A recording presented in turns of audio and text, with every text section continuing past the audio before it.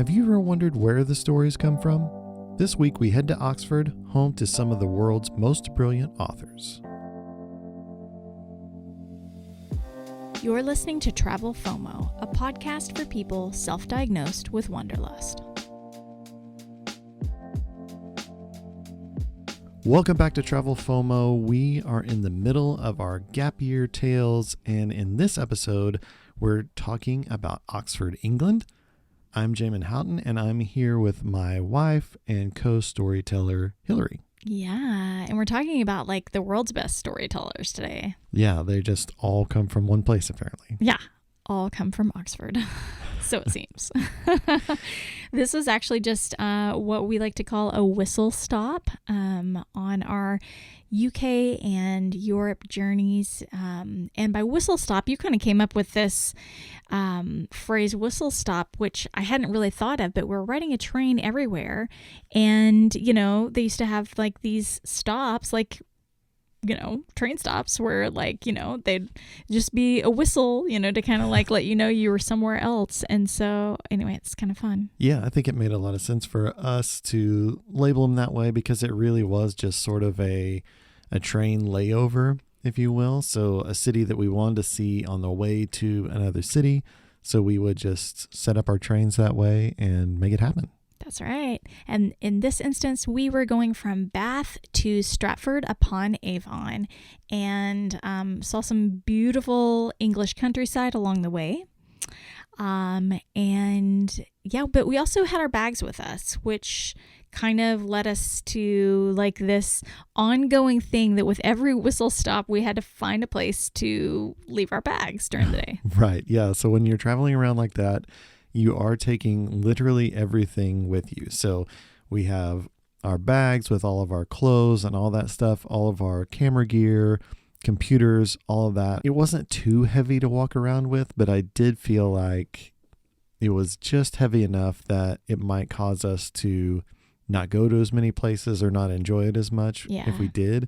And going inside shops and museums and things like that, it can be kind of cumbersome with a backpack. I always felt like I would like clear an aisle of priceless relics off of something by a quick turn with my backpack. For sure. So we decided to find a place to store it, which is pretty common in Europe. You can find places to leave your bags for the day, and it's usually not too expensive. We did find that these varied greatly in appearance and what they would be like. They really did. Yeah. So some places were pretty straightforward. It's like an automated locker system that you go in. There's not even a person there. It's just a room full of lockers with a computer, and you do it that way.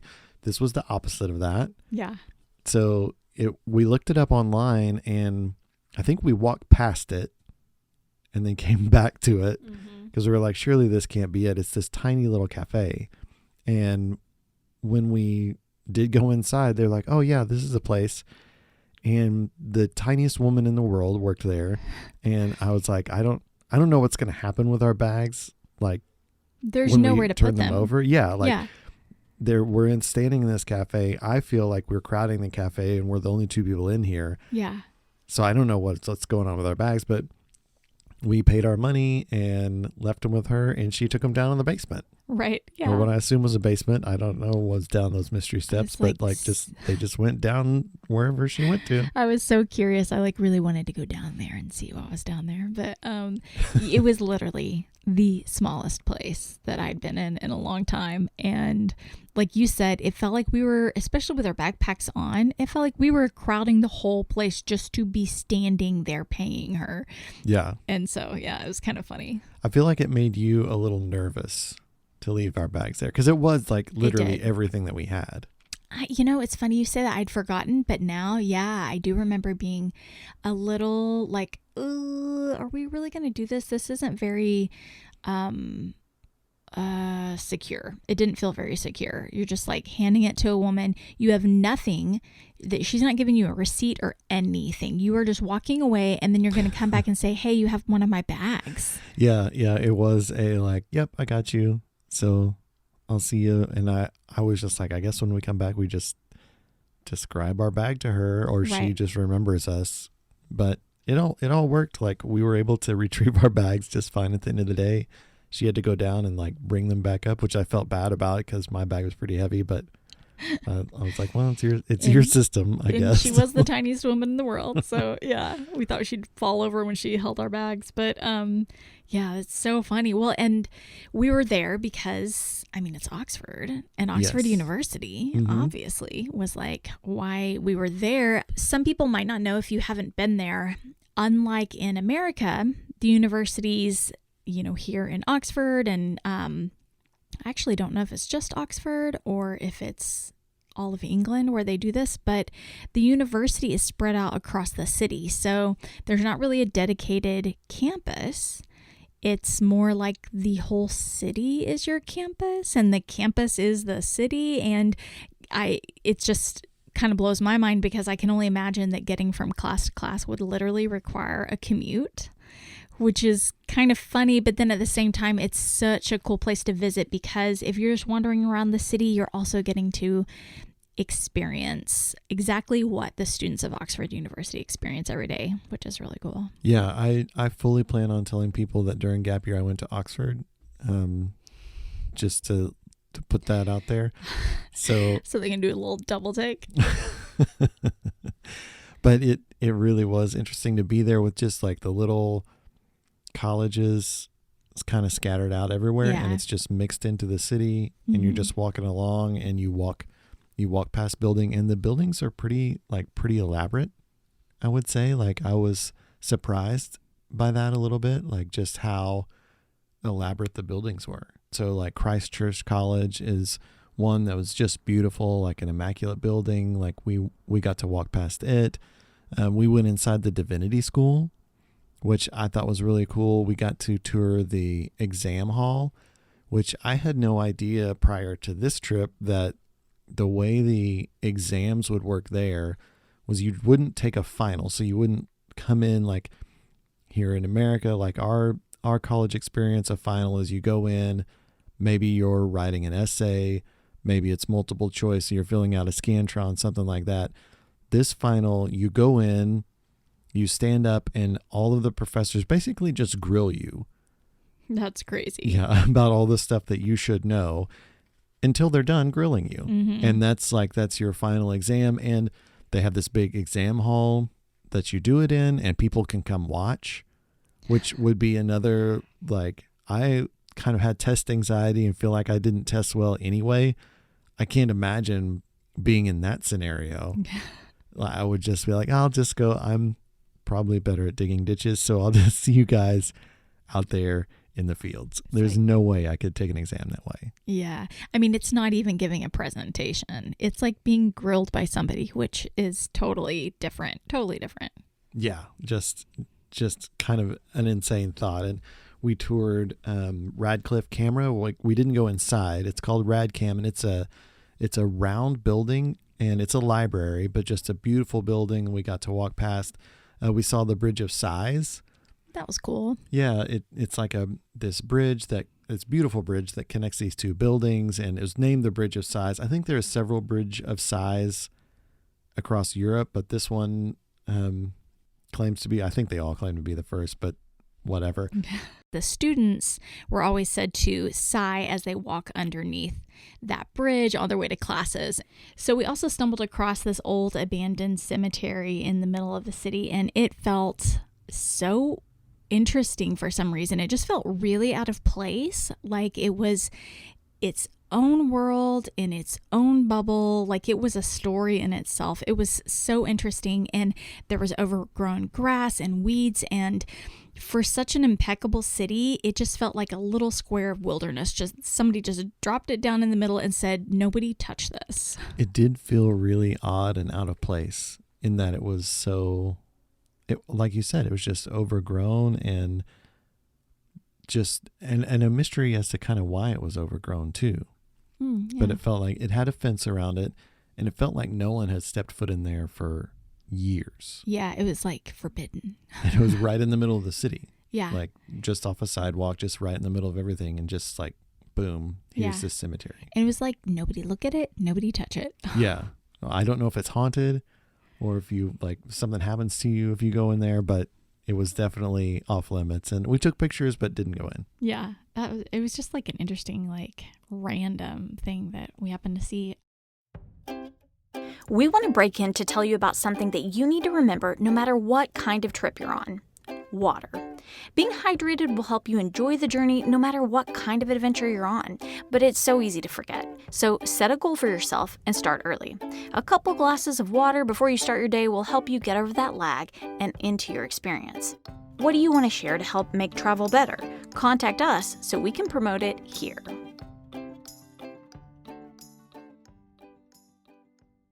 Of course, Oxford is home to a lot of famous authors. Mm-hmm. So that's one of the things that we thought a lot about while we were there. And we kind of looked into it a little bit more and kind of learned more as we were approaching Oxford. But one of my favorite stories was about Lewis Carroll. Mm-hmm. It's so funny because I say it's one of my favorite stories, and it's literally about a storyteller, but his own story is so interesting because he was a mathematician at Christ Church, which is one of the colleges there, and he kind of dreamed up this story about Alice in Wonderland, and he really dreamed it up for his daughter Alice. So he kept telling her this story at night, and then she kept asking him, as she got older, write it down. You should publish this as a book. You should write this down. Write the story down. And she kept asking him to do it, but he didn't want to be known as a children's book author. I guess it probably would be like not as respectable, maybe. I guess so. I guess not as cool as being a mathematician. Yeah, I guess so. So he kind of did it reluctantly, but he finally published it, and he did it under somebody else's name entirely. So he did it under Lewis Carroll. His name, what was his name? His actual name? I don't remember. I don't even know either. I should have looked that up before I got on here, but so we know him as Lewis Carroll, and that's the name that he finally published it under. But I just think that's so interesting. And there's a store there called Alice's Shop, and we went in there, and it's just got all kinds of Alice in Wonderland stuff. Again, another tiny, tiny, tiny store, and it was just really kind of like fascinating to find little places like that were just full of old and new and eclectic things that all kind of revolved around these stories that were built and imagined here in Oxford. Yeah, I like that place. It really was such a place of imagination. Yeah.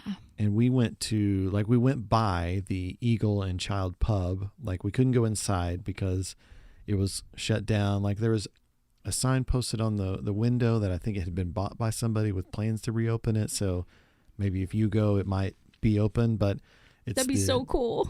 That'd be so cool to go inside. I really wanted to go inside. It was one of the things that I was really looking forward to and was disappointed when it was closed, but it's the Eagle and Child pub. It's also called the Bird and the Babe, informally for those that bounce around Oxford all the time. But it was a place where J.R.R. Tolkien and C.S. Lewis would meet up and have a pint and discuss ideas, which is a crazy thought to me because J.R.R. Tolkien, who wrote The Hobbit and Lord of the Rings, he's palling around with C.S. Lewis, who wrote Chronicles of Narnia, the Screwtape Letters, A Grief Observed, all of these amazing books coming from these two guys who are buddies hanging out at Oxford. They were both professors there, but palling around, sitting at a pub, talking about these stories. And I think you can feel that sort of whimsical imagination, like mystery there in that city, which I was really kind of surprised at, like at that, just that feeling you get when you're there. It feels different. It felt different than London. It felt different than Bath. It felt different than the other places we went.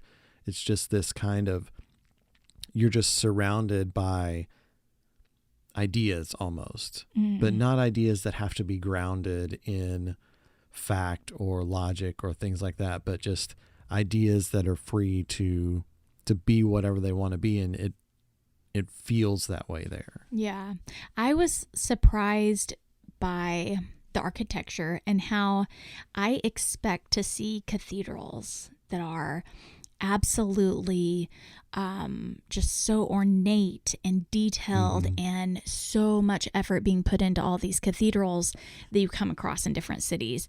But I don't expect to see that at a university or in a building of education. It just felt like there was so much respect for education that you would normally only reserve that level of detail and love for something that was more of a house of worship. So I just find that to be surprising, because it's like the whole city is just full of this, these really intense buildings that you just want to stop and look at and honor. Yeah, and we only got to be there for a few hours, but I feel like it was just packed with, wow, look at that. Oh, look at this. Let's walk over there. Let's cross the street and look at that. Let's go over there and see that. Just like boom, boom, boom, boom, boom. The whole time that we were there, just so many buildings, like you're saying, that just kind of draw you in a way that you're not used to an education building doing. Yeah. Okay. Random question. We didn't plan this, but got to think on your feet. Little exam hall business. Favorite book that you think of when you think of Oxford? Lord of the Rings. Nice. Yeah. I think. What about you? A Grief Observed. Yeah. Yeah. C.S. What's Lewis. that? What's that about for the people that don't know out there? I just think, like, for anyone going through or experiencing grief, like, it's just the deepest book on grief. Like, it is just so profound, and really recommended for anybody going through grief. And you guys have heard us in some other episodes talk about the grief that the shared grief that we've experienced with the loss of our daughter. But I just had to point out that book is like anything grief related, I'm likely to kind of tag and kind of put a spotlight on. And that's just one that like stands out to me, because C.S. Lewis, I believe, had lost his wife when he wrote that. And it's just really powerful. Yeah. Am I right about that? He had lost his wife when he wrote that? I'm not sure. Another fact check. I need a fact checker in here. Maggie Moodle, the Golden Doodle, you're assigned. You're the new fact checker. Yeah, check that out. It is really interesting, C.S. Lewis and the stuff he wrote. You think about somebody writing the Chronicles of Narnia and how like magical and whimsical and things that is, and then also the very serious stuff that he wrote too. Like, just the diversity of his work is really cool. Yeah, that's really cool. That's a great point. Yeah. And all, like you were kind of saying, like different cities have a feel, and I like to talk about how like they have a personality. Yeah. And I always try to find that personality whenever we go to a new city. And this one, I just like, it's just such a thoughtful city. Like, it's, yes, it's a fairy tale and it's magical and it makes you want to think creatively, and it's smart and intelligent, but there's so much respect for knowledge, and you can kind of feel it right away. The people respect knowledge. Yeah, you feel like it's a place that almost expects you to sit back and like ponder things. Oh yeah, and good really point. Like think. Mm-hmm. I feel like a lot of places are like rush, rush, rush, or isn't this pretty, or isn't this artistic? Yeah. Or isn't this romantic? But this place really has a feeling of emphasis on like, think about this and ponder this. Like it's really cool to experience. Yeah. Well, that was pretty much our time in Oxford. Like, we went to the Red Lion pub and had a couple of pints of cider at the very end before we picked up our bags and got back on the train. So more cider for us. You'll keep hearing that forever, probably. And it was Aspal cider, which you really liked. Yeah, I think that ended up being my favorite, was that particular brand of cider, and it was really, really good there at the Red Lion pub in Oxford. It was lovely. I mean, I feel smart for choosing it. So to go along with the spoken word that we've shared with you today in our stories, we also have a YouTube video that is going to be out there. So if you want to actually put your eyes on some of the amazing buildings that we got to go by in Oxford and hear us talk through our experience there, be sure to go check it out. You'll see that there. Make sure you're subscribed on YouTube and to get all the episodes as they release, as well as subscribe here to the Travel FOMO podcast so that you keep hearing all of our stories about gap year. That's right. Oh my goodness. It's so fun to get to show people what we're talking about. We just are really loving that. Yes. So. I feel like before we started this adventure, when we were talking about our old exploits and places we'd been, we would have like a few grainy photos that we could maybe put up on social media. But being able to take people with us in the YouTube format has been a lot of fun and something so excited to share. Yeah, so excited to share. Next up, Stratford-upon-Avon. We are continuing up on to the northern part of England. Oh my gosh, it's a great, great city. One of your favorites. Yes. Yeah, loved Stratford-upon-Avon. Yes. And I didn't really expect to. I expected to love England, but Stratford-upon-Avon was kind of a city that you had wanted to go to. That's right. And I was like, yeah, cool, let's go. And I ended up loving it. One of my favorites. That's right. Yeah. Oh, I love that. I felt the same way about some of the places that we ended up going because you really pushed for it. And then I ended up loving them. Yeah. And I feel the same way. See, it's the power of two. But one of the things that make it stand out is Shakespeare was born there and lived there for a long time.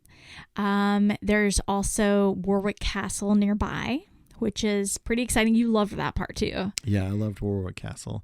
And we actually went to a Shakespeare play while we were there. And we went to a Shakespeare play, which I was excited about. And then we went to it and I was just like, oh my word, it's just so good. Because they really put a modern spin on it.